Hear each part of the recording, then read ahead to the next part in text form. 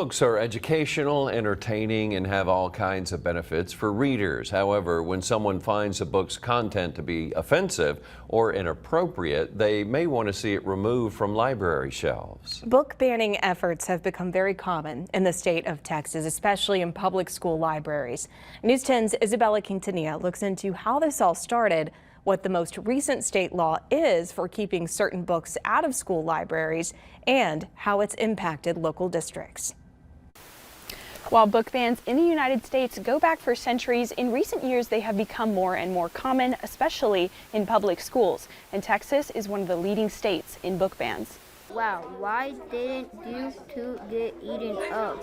It's unclear how this wave of book banning across the country started, but here in Texas, we often think of Matt Krause's famous book list. On October 25, 2021, the former Texas state representative sent a letter to the Texas Education Agency and several school districts asking if their libraries had any of the 850 books he listed. People quickly noticed that many of the books on this list pertain to race or sexuality, such as Have I Told You That Black Lives Matter by Shani Mahiri King, Prince and Night by Daniel Haack, and The Handmaid's Tale, the graphic novel by Margaret Atwood. This gained a lot of attention from legislators, parents, and schools, sparking a conversation about what should or should not be in school libraries. On one hand, people want to make sure their students and children aren't reading books that are inappropriate or make them uncomfortable. But on the other hand, how do you determine what's considered inappropriate for every kid? Cheryl Cooper is a retired librarian and a mother. Every parent has the right to determine what their child should read or not.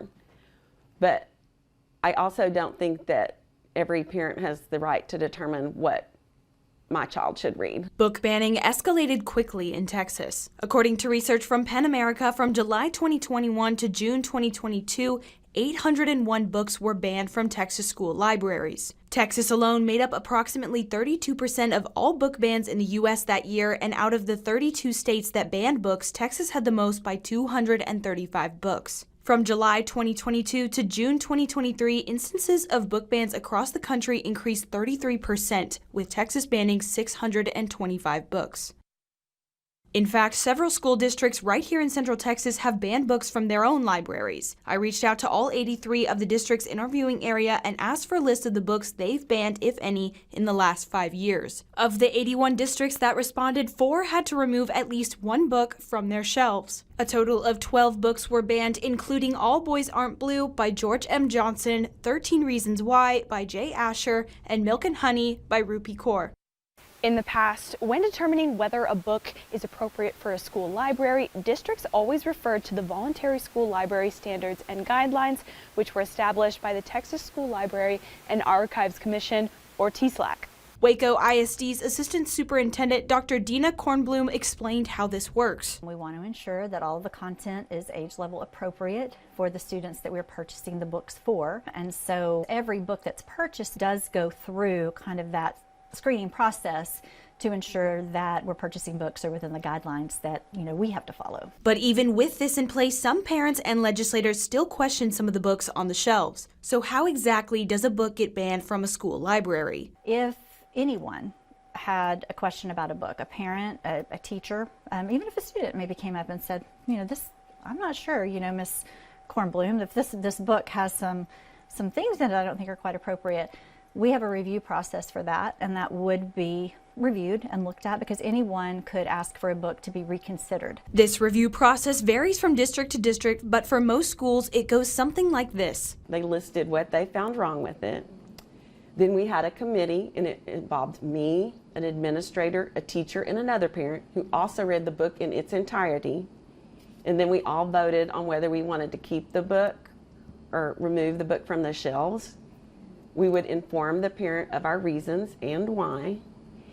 And then if they were still dissatisfied, they could go to the school board. Up until recently, each school district had the ability to determine for themselves what books are inappropriate and should be banned from their libraries. But with all of the local book bans happening across the state, Texas legislators have been working to pass a law that would create a statewide standard for what books should be banned. They finally succeeded with House Bill 900, otherwise known as the Reader Act, which was signed into law by Governor Greg Abbott back in June of 2023 and went into effect on September 1st that same year. Texas House Representative Doc Anderson was a co-author on this bill. The goal The intended legislative intent of that bill was to try and make sure put parents in the loop as to what a type of library books their children are being exposed to and what was available to the students. There are two main parts to this new law. One is that TSLAC must adopt mandatory collection standards approved by the State Board of Education